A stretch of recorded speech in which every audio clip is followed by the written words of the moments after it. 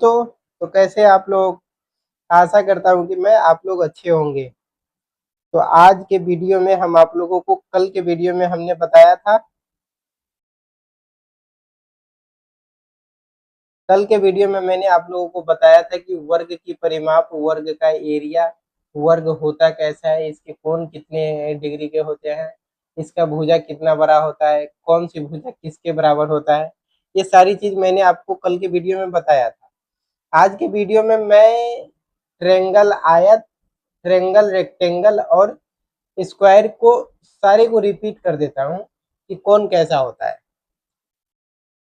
Triangle, पहले हम लोग ट्रेंगल पे आते हैं। ट्रेंगल, तीन भुजाओं से घिरे बंद आकृति को ट्रेंगल कहते हैं। तीन भुजाओं से घिरे बंद आकृति को ट्रेंगल कहते हैं। तीन भुजा हम ऐसे ऐसे बनाते, ये मेरा ट्रेंगल हो जाएगा, ये गलत है। तीन भुजाओं से बंद बंद होना चाहिए आकृति, उसको हम लोग ट्रेंगल कहते हैं। ट्रेंगल को ट्रेंगल को कोण के आधार पर भी तीन भागों में बांटा गया है और ट्रेंगल को भुजा के आधार पर भी तीन भागों में बांटा गया है। भुजा के आधार पर तीन भागों में बांटा गया है, वो है एक समबाहु त्रिभुज जिसके सभी भुजा आपस में बराबर होंगे। दूसरा है समद्विबाहु त्रिभुज। समद्विबाहु त्रिभुज, इसके दो भुजा आपस में बराबर होंगे और एक भुजा छोटा हो या बड़ा हो, दो भुजा आपस में बराबर होंगे। और तीसरा है विषमबाहु त्रिभुज, जिसके न तो कोई भुजा बराबर होगा और ना ही कोई कोण बराबर होगा, ये सब अलग अलग होंगे, तो इसको विषमबाहु त्रिभुज हम लोग बोलते हैं। और कोण के आधार पर भी त्रिभुज को तीन भागों में बांटा गया है। कोण के आधार पर हो गया एक न्यून कोण त्रिभुज। न्यून कोण त्रिभुज वो हो गया जिसके सभी एंगल 90 से कम होगा, उसको हम लोग न्यून कोण त्रिभुज कहेंगे। और जो एक होगा न्यून कोण त्रिभुज जिसके सभी एंगल 90 से कम होंगे, उसको न्यून कोण त्रिभुज कहेंगे। एक आएगा मेरा दूसरा समकोण त्रिभुज, जिसके एक एंगल 90 डिग्री का होगा, उसको समकोण त्रिभुज कहेंगे। और एक आएगा मेरा ऑब्ट्यूज एंगल ट्रायंगल, जिसके एक कोण 90 से बड़ा होगा, उसको ऑब्ट्यूज एंगल यानी कि बहिष्कोण त्रिभुज कहेंगे। तो आशा करता हूं कि आप लोगों को त्रिभुज के बारे में समझ आया होगा।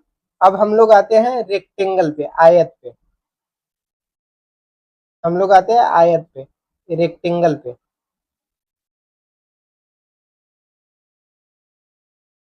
RECTANGAL।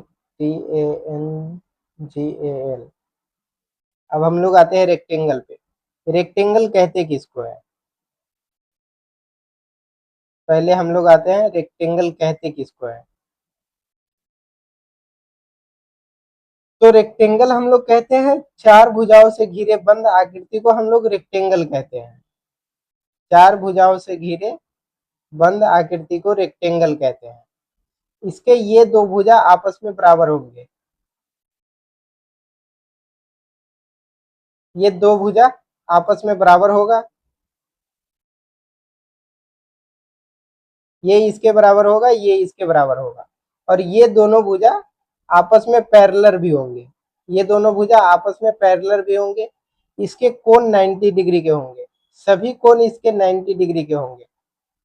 सभी कोण इसके 90 डिग्री के होंगे तथा इसके प्रत्येक कोणों का योग 360 डिग्री होगा। इसके प्रत्येक कोणों का योग 360 डिग्री का होगा। इसका एरिया होता है बी गुने एच। बी गुने एच यानी कि आधार, बी इसको बोलते हैं और एच इसको बोलते हैं हाइपोटेनस, और इसको बी यानी कि आधार। तो इसका एरिया होगा, ए बराबर होगा बी गुने एच, आधार गुने ऊंचाई। और इसका पेरीमीटर होगा, पेरीमीटर बराबर होगा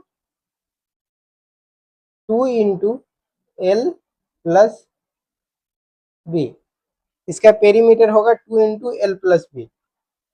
अब आप लोगों को ये भी समझ में आया होगा। अब हम लोग आते हैं वर्ग पे। वर्ग भी एक प्रकार का आयत ही है, वर्ग भी एक प्रकार का आयत ही है।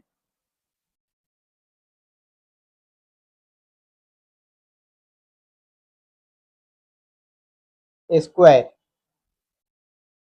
वर्ग,